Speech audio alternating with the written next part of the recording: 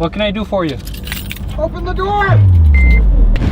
Open the door! No, you get the fuck out of here, dude. Why are you throwing shit at my RV? No, go. He's coming at us with an axe. So that bloke walked down there and then walked behind my van where I was cleaning my stuff.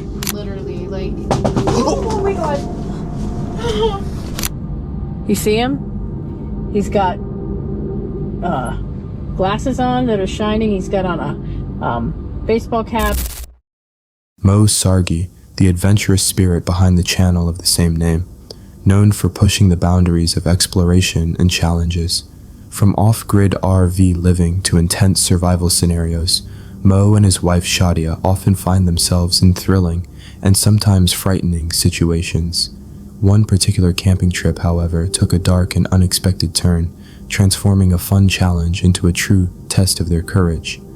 On this fateful day, Mo and Shadia embarked on a challenging off-grid camping trip, equipped with the brand new Anker Solex C1000 Generation 2 portable power station, but little did they know their adventure would soon be overshadowed by an unnerving presence. So basically the challenge is I have had a mysterious person place items that we need to survive the night here in this forest that have to be charged with the Anker Solex C1000 Generation 2 portable power station. We each get 10 minutes to find each item. Oh my god.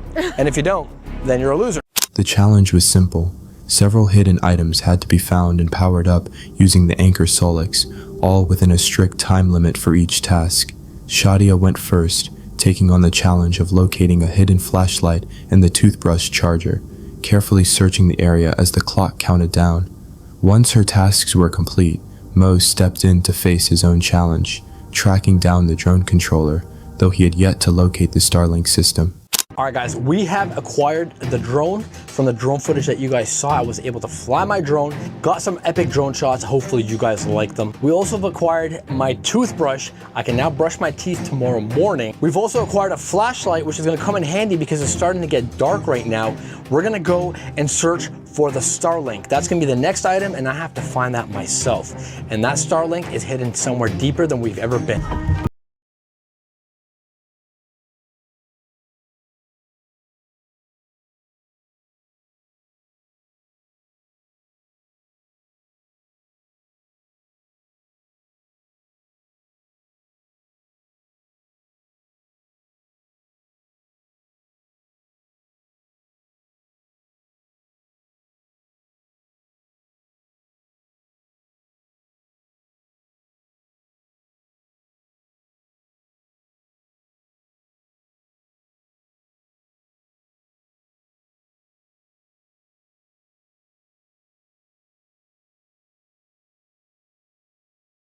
And see if we can get some communications. Shadia, what are we gonna do in the morning? So in the morning, because now it's nighttime and we need to go to sleep, we need to have coffee in the morning. And that's important for us, right? The coffee machine does pull 1300 watts, which it's the espresso machine. Yeah, I mean, we already know that's probably gonna work, but will it work while the AC is running is a real question. That we're gonna find out. And we're gonna make some eggs and some sausages. Now? Tomorrow. Tomorrow morning, yeah.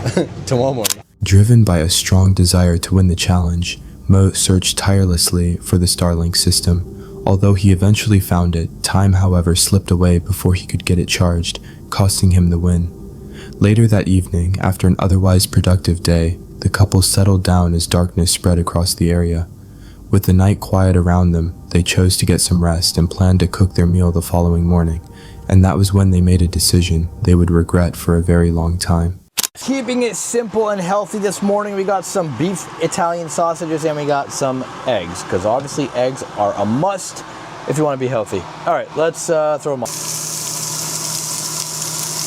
Alrighty, about to have some yummy sausage. Shadia didn't want any breakfast, she wasn't hungry. I don't think she trusts my cooking. No. But I don't usually eat and drink coffee.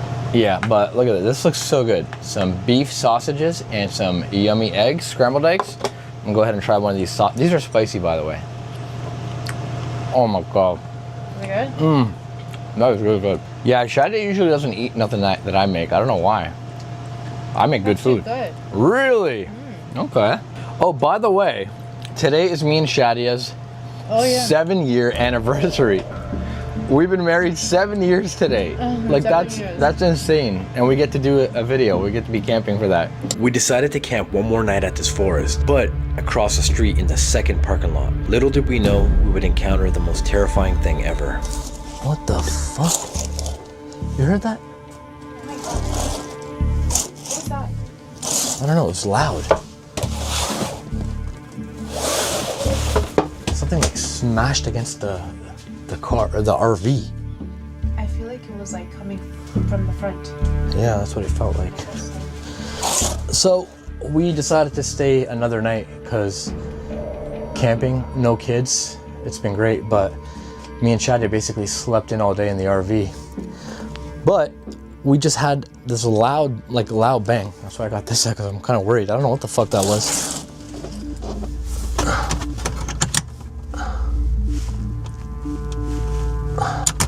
There's nothing there. Let me get a flashlight. Okay, come on.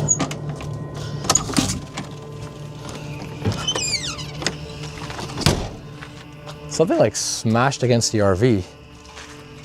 Oh, what the fuck? Ew, what is that? What the fuck? Oh. What is that? Somebody threw something at the RV. That's what we heard. It's disgusting. Is that a Why tomato? would they hit our RV? Do you see? What the fuck? It's a rotten tomato. Ew. What the fuck is going on here? After a quiet night's sleep in the RV and a pleasant anniversary day, they were startled by a loud bang. It was clear that something had violently struck their RV. Fear quickly set in as they grabbed a flashlight and stepped out to investigate. The shock soon turned to disgust when they discovered a rotten tomato smashed against the RV. The unprovoked act left them shaken and exposed, especially knowing there were no other vehicles or people nearby. Finding no one outside, they returned to the RV, keeping a close watch on the area through the surveillance camera. That was when they noticed something even more disturbing. You okay? Been sitting there watching that damn camera all night. Freaking out because it's red too, so it's even more creepy. It's like blood. Yeah, well, I turned on my rear lights just in case anyone is back there. I don't know. We can see out front. We did hear some noises, Yeah. and that's why we're like looking out. Yeah, but I'm scared because the lights are off in front, and I'm scared. okay, I'll turn on the lights just to make you feel better. I don't want to. Hold on a second. There we go. Okay, that's better. At least we can see if anybody's out in the front.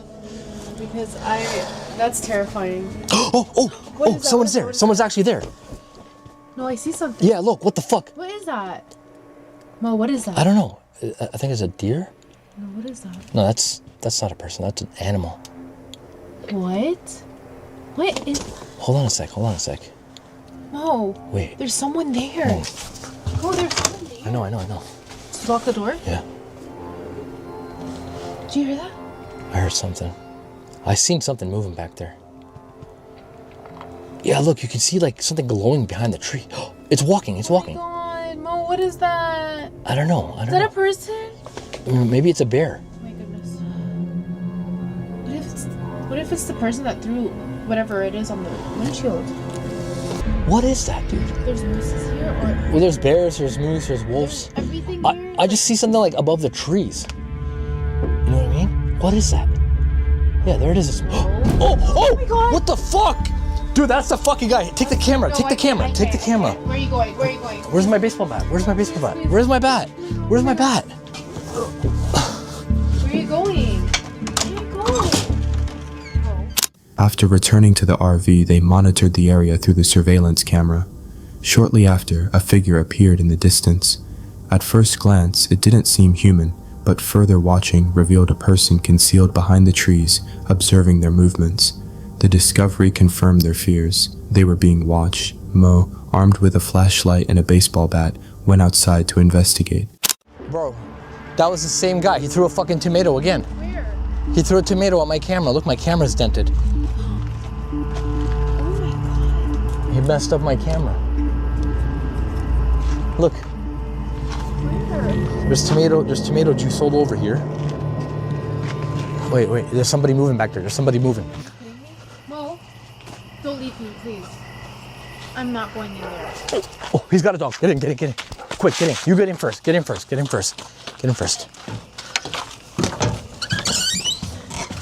Either that was a dog or a fucking coyote. Well, now you know, like, never to come here. But we're like, you guys saw the drone footage from earlier. We're literally in the middle of nowhere, and there's somebody stalking us out here right now. Literally, like... Oh my god! No, don't open the door. My heart is hurting. My heart is actually hurting. Can you come out with a flashlight? Hell no. I need to see, Shadia. Seriously. No, I need to see. Just come out here with a flashlight. Get out here with a flashlight. Okay, I'm coming.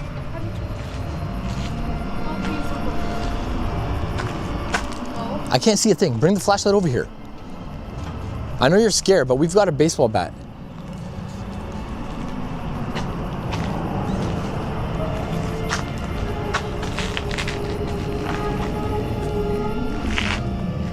Bro, this is fucking terrifying. Hold on, let's go over here.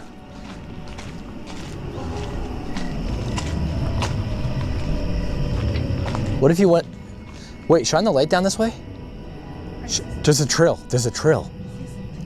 I didn't even realize there was a freaking trail here. Outside, Mo discovered that his camera had been damaged and dented, and rotten tomatoes were scattered all over their RV once again. The situation quickly grew more intense when they heard dogs or possibly coyotes barking nearby in the darkness.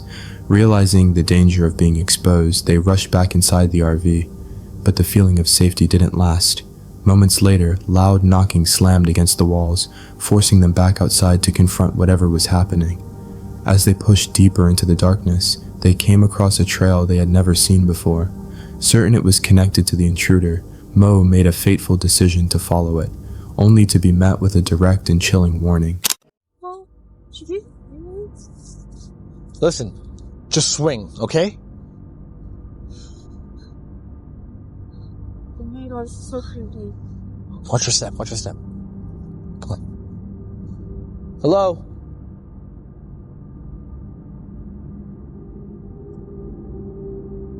No, What? please. I'm scared.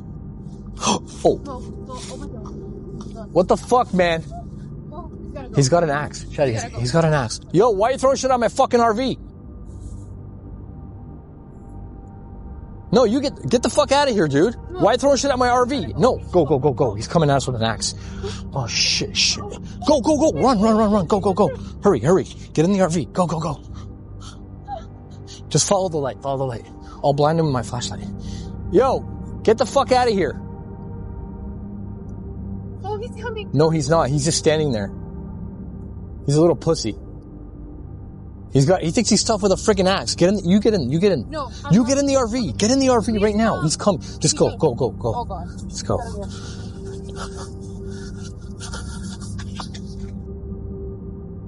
The situation turned terrifying when they encountered a man wielding an axe. Mo attempted to confront him, but the moment quickly turned into a desperate retreat as the man moved toward them with clear intent. Realizing it was no longer a harmless scare, something darker was at play. They narrowly escaped back to the RV, shaken by the man's menacing presence. Ignoring Shadia's warnings to stay inside and lock the doors, Mo chose to push forward, driven by anger and a need for answers.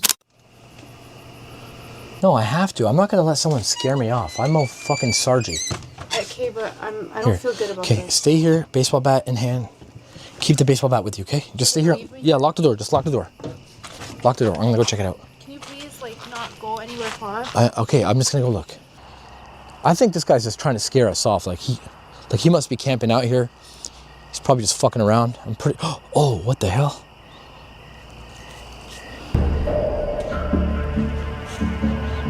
The fuck? He left his axe here.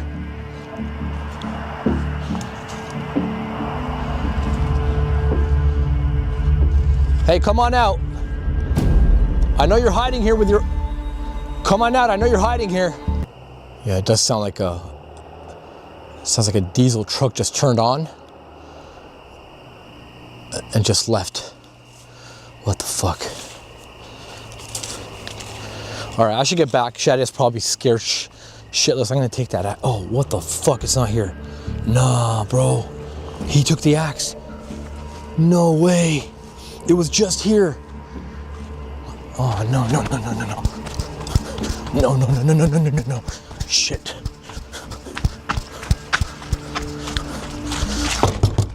Mo soon discovered the man's axe lying abandoned on the trail. He called out into the darkness, confronting the stalker about his wife being frightened. However, the realization hit him hard when he returned to the RV and the axe was gone. Moments later, the sound of a diesel truck starting up and driving away cut through the silence. It confirmed their worst fears that the stalker had been close the entire time and had taken the axe with him. Knowing they were still in danger and with safety now their top priority, they chose to abandon the campsite, unwilling to risk another confrontation. The encounter left Mo and Shadia deeply shaken, their minds racing with the terrifying thought of what could have happened if the stalker had attacked them with the axe.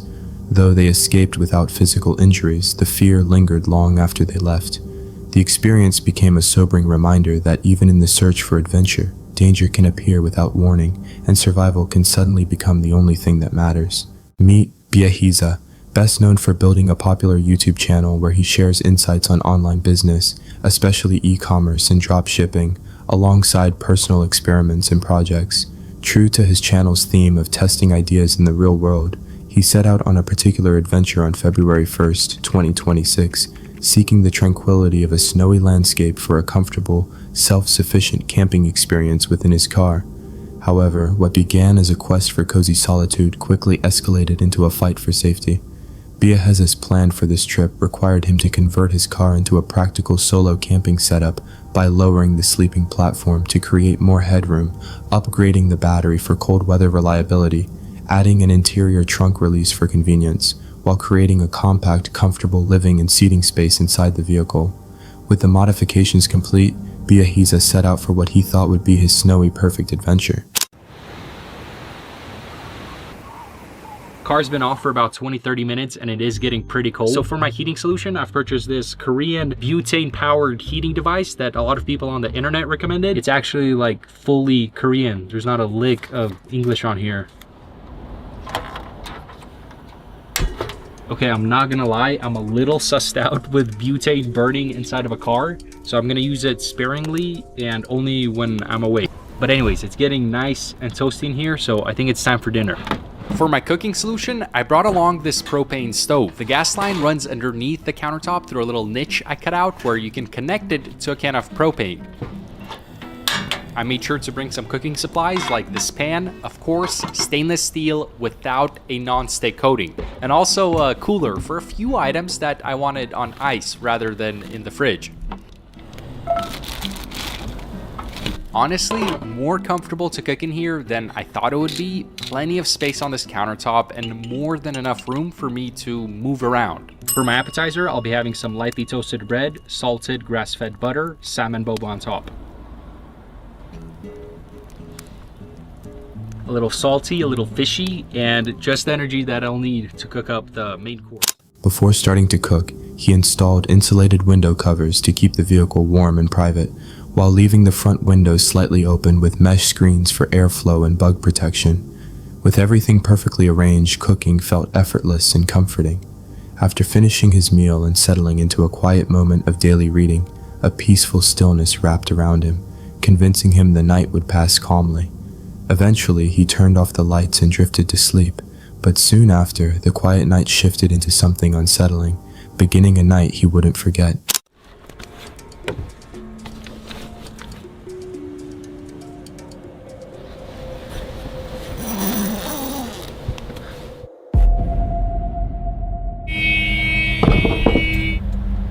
Hey! Hello, who is this? Can I help you? Hey! What can I do for you? Open the door!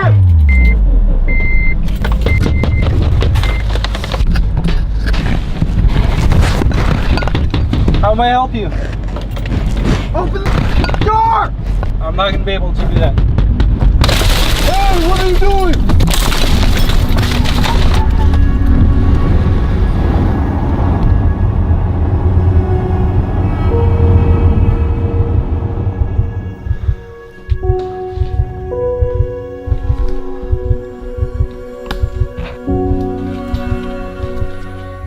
The silence was suddenly broken as a stranger appeared out of nowhere and demanded that he open the door of his car. As Biahiza tried to communicate and stay calm, the individual grew increasingly aggressive, pounding on the windows and shining a flashlight directly into the vehicle. Realizing the danger, he quickly starts the car in an attempt to escape, but the attacker intensifies the assault, striking the windows and tearing away the mesh screen until the window shatters, sending shards of glass flying inside and leaving him with scratches, including one near his eye. It's been like 2 weeks since this happened, and my heart rate still goes through the roof anytime I watch this back. What you can't really see in this video is that the car that drives up and starts honking actually first fully blocks in my car. Someone comes out of the car with a flashlight, fully just blinding me, so I can't really see what's going on outside. And if you remember, my windows are cracked open, so I try to speak to him and he's just not responding. It's dead silence. He then suddenly starts banging on the window, yelling at me to open the door. He even goes for the handle of the door. And man, once I heard the aggression in his voice, my heart just fully sank. I realized that this was not a friendly encounter, so I reached around from the back and started up the car. I slide in the driver's seat. He gets even more aggressive, starts banging on all my windows, continues yelling at me to open the door. At this point, it got a lot colder, so the snow underneath the car is more frozen. My wheels are spinning in place, not catching traction. He's still blinding me with his flashlight. He aggressively rips off my mesh bug net, keeps banging the window harder and harder until he fully breaks it in, and I'm showered with shards of glass in my face. And praise the Lord Almighty, right at this point, my wheels catch traction and there's just enough of an angle there where I can squeeze past his car, get around him, and get myself out of there. You can see my left eye rapidly blinking here. It was blurry the entire way home, and after getting it checked out, it appears that some of the glass had scratched through my eyeball. I've been going through treatment for that, and I can now see more clearly, which is pretty great. Now, I have no idea what this guy's intentions could have been. My mind goes to maybe he lived in the area, saw my car, thought I was up to no good, but then why block me in and smash through my window instead of just talking to me? In a desperate moment, his quick thinking allows him to maneuver past the blocking vehicle and escape the terrifying encounter, but the chaos of the attack leaves him shaken, both physically and emotionally. If his tires had failed to gain traction, or if his reaction had been even a second slower, the situation could have turned far more dangerous. But despite managing to escape, the haunting uncertainty of the stranger's intentions lingers, leaving behind a chilling reminder of how quickly peace can turn into fear. If solo adventures promise freedom and solitude, they also carry unpredictable risks, but this harrowing night stands as proof that survival often depends on instinct, awareness, and the ability to act under pressure. Meet Rob, the creator behind the YouTube channel Rob Outdoor. Through his videos, he takes viewers on explorations of abandoned and unusual locations, often spending the night to document any strange occurrences. With his candid approach, Rob keeps his audience engaged, but one night, he would come to realize just how unpredictable and downright odd these excursions could truly become. On July 12, 2024, Rob arrived at a remote place called Dogging Spot, known for its secluded nature. The video began with Rob setting the scene, showing his destination and the reputation of the spot. As he drove in, the challenging road conditions were immediately apparent, setting a tone of isolation. Because there's a few cars down here already and it's only 6 o'clock. Don't get me wrong, there could be dog walkers. But again, as per last time, I've already seen single male occupancies in the vehicles. At least 2 vehicles with single male occupants. Oh, Jesus Christ. I'll show you at some point later on how bad the road is on the way in here. The actual, the drive. We're in the back now, into stealth mode. We're up against this sort of, oh god, here we go. I'm going to say right up against this here, it's a normal park next to me. That's the drive you come in, and this was only a small car park. So that car there, single male occupant, car next to it, guy just walking his dog, and the car next to that, single male occupant. And then there's a couple of empty cars here, which I assume are dog walkers. So yeah, what have I got? chicken tikka pakoras, chicken tikka masala, some naan bread in there. I chuck it all in the air fryer. Oh no. Sugar. I didn't take into consideration or give a thought to how small the air fryer is. In there. How am I going to cook this dinner? Shall I cook it on there? I might cook it on there. This is what we're going with. Got the pakoras cooking nicely in there. That's cooking nicely on the gas. We've got a little treat for pudding. Some ice cream. A few more beers. This is what we got then. Chicken tikka masala, pakoras, naan bread. Yes, I spilt some. Bit more naan bread cooking in there. Oh, that's nice. And a beer. After a long and exhausting drive, he noticed several vehicles already parked there, which immediately made him question the real purpose of the car park. Deciding to stay unnoticed, he carefully parked his van in stealth mode. After parking, he prepared his dinner. Once he finished eating, he quietly watched the surroundings. It wasn't long before he began noticing strange behavior from some of the other visitors, and the place started to feel more and more unsettling. This place is weird.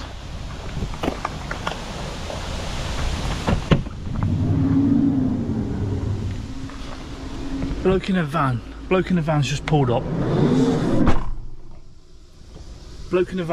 He was parked there. He just drove off. He was parked there. He walked down there, and I was at the back there cleaning my stuff. In fact, I can still see a man there.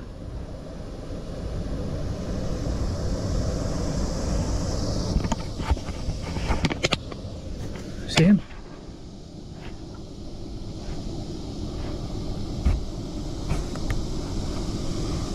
So that bloke walked down there and then walked behind my van where I was cleaning my stuff. Look at that bloke there, look. Trying to look in the back of my van.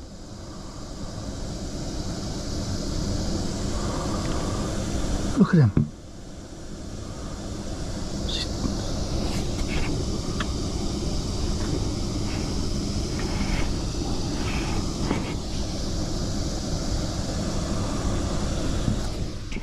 The situation intensified when he noticed cars frequently arriving and leaving around the area.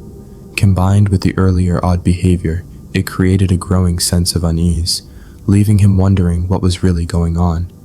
Later, while Rob was cleaning up his dinner, he suddenly noticed someone approaching from the trail behind his van.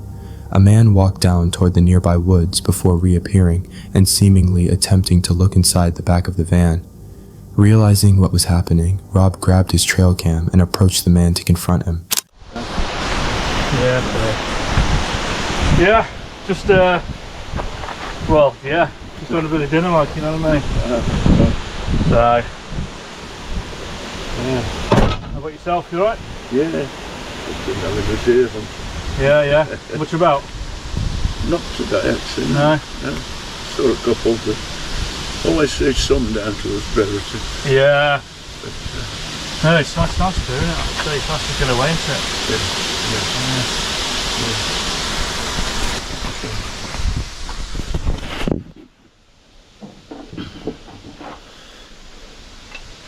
Just had a curry and Sorry? I've just had a curry and it seemed like a good idea at the time, but not so much anymore. Yeah. It's clearing up this stuff. It is, it's a bloody...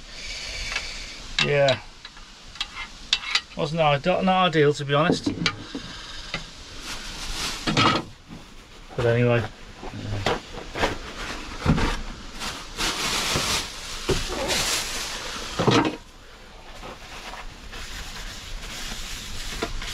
You were well equipped anyway. Well, try my best. So when the wife kicks me out, you know what I mean? Yeah. Right, I better leave you to it. Alright mate, no worries. I'll have my dinner. Have a nice evening. And you. Cheers, ciao.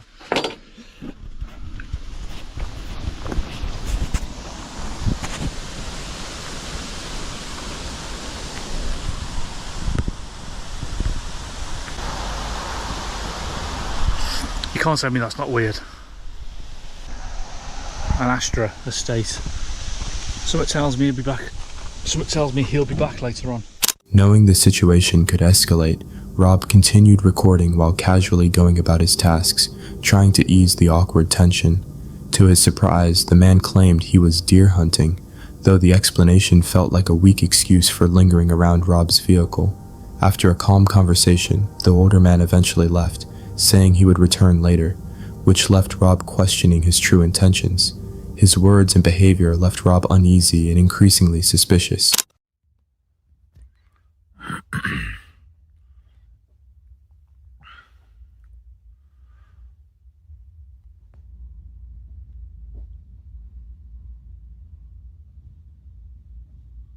So that's the third time he's done that.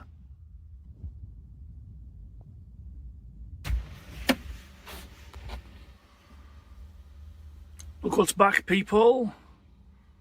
Look what's back.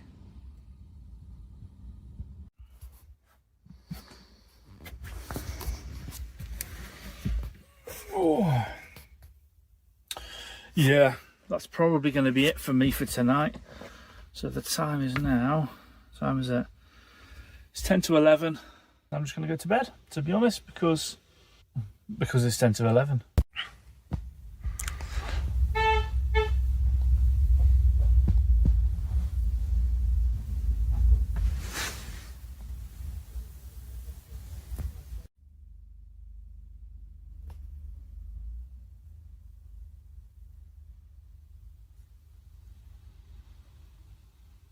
The 5 minutes ago I told you I was going to sleep.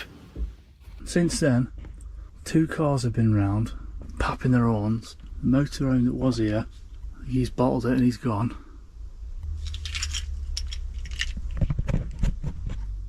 As the night went on, the strange encounters only intensified. 2 cars repeatedly drove past, honking their horns and creating an atmosphere that felt both disruptive and deeply unsettling. Combined with the earlier suspicious behavior, the constant disturbances made it clear that this was not a place where he would find any rest. Realizing the situation wasn't improving, Rob made the decision to pack up and leave for another location. The unpredictable behavior of the people around him had turned what was meant to be a quiet overnight stay into an uneasy and stressful experience. The night left him with more questions than answers. What was the real purpose of that car park? Why were vehicles constantly arriving and leaving at odd hours? Were the individuals simply passing through, or was something else happening that visitors weren't meant to understand? And most unsettling of all, was Rob being watched the entire time?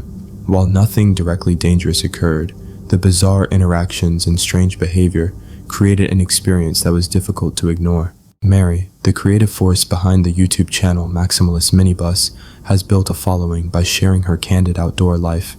Her vlogs artfully balance the realities of work, the passion of her hobbies, and a heartfelt celebration of the simple joys found in campground living. On the evening of September 10th, 2025, what began as a small personal step toward productivity, finally setting up a long-neglected trail camera to capture the harmless wildlife around her site, quickly revealed a chilling invasion of privacy. As a self-proclaimed procrastinator, Mary had delayed setting up their solar-powered trail camera for over a year, waiting for the right SD card, the right moment, the right motivation. I've had this camera for at least a year, maybe more, probably, maybe even 2 years. It's a trail cam with a little solar panel on the top, and, you know, it has its own power and everything. And I searched for it because I wanted one that had its own power so I could put it anywhere. Didn't have to worry about whether I have power there. And it has the solar panel, and then it also has inside this little door, it has battery backup. You're supposed to put batteries in it, which I haven't done yet. Surprise, surprise. But anyway, the batteries are like C batteries, or, oh no, actually, you know what? It's 4 AA's. So I got to get AA batteries, but it works without it. So I should still be able to set it up. But the reason I haven't set it up is because it takes an SD card, and I have SD cards, but they're, you know, I don't have any this small. It only takes it can only be a maximum 32 megabyte SD card. So I've had it on my list on and off forever to buy a card for this thing. And finally, I was at Walmart and I remembered. So I got an SD card. So now tonight I can set this up. Maybe the hammock is next. I'm going to put the camera on this little footstool that I always put in front of my tent when I close it up for the night. It's basically just shooting right next to the bus. Probably not the most exciting place to put the camera. Probably should put it over by the creek. But for the first night, I don't even know if it's set up right, so I'm just going to leave it here. Finally, after a trip to Walmart, they had everything they needed. They placed the camera on a footstool near their tent, pointing it toward their bus and the surrounding area, thinking it would capture nothing more than curious raccoons or passing deer. But the next morning, something felt off. The tent was unzipped in a way they never left it, opened from the top down as if someone had deliberately entered. At first, she brushed it aside, but then she remembered the camera, and what she found on the footage was not a squirrel or a stray camper, but something even more bizarre. In the first part, it shot at like 8:30, and it just got like some campers walking to the restroom, but then nothing until 2:30. And then at 2:30, you should see these headlights. So it looks like the car's coming from around, like maybe either somebody drove in and they're turning around right now, or I don't know. I don't think it's a camper, but so the headlights come this way, and then it's a pickup truck that goes by. I don't recognize it. It could belong to a camper, could belong to somebody in the cabins up the road, but I know most of those cars. It's not a vehicle I recognize. Let's start with that. But right after it goes by, keep your eye on this over here. Okay, there he is. You see him? He's got glasses on that are shining. He's got on a baseball cap. It looks like he might have a goatee. And here he comes. He walks across. See, he's got a trash bag, it looks like. And I thought at first he had a backpack on, but you'll see in a minute it's not a backpack. So he walks by. And then it missed the first part of him, but then he comes back with a flashlight. And he's coming around, like I have a table over here with a bunch of stuff on it.